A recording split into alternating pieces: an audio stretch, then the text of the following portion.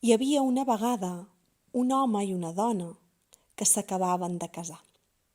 I després de passar la primera nit plegats, l'home li va preguntar a la dona: «Si algun dia se'm posessin els ulls vermells i em convertís en una hiena ferotge, molt ferotge, tu què faries?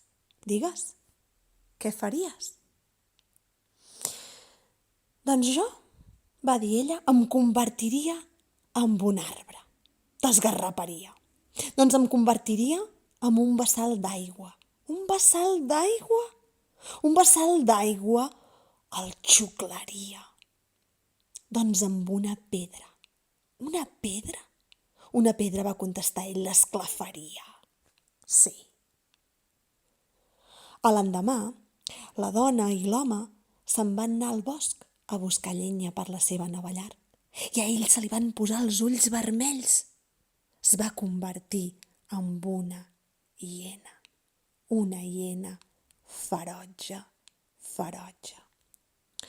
I ella, doncs, es va convertir en un arbre que ell va esgarrapar fins que ella va esdevenir un bassal d'aigua que ell ràpidament va intentar xuclar i xuclar i xuclar fins que ella va ser una pedra.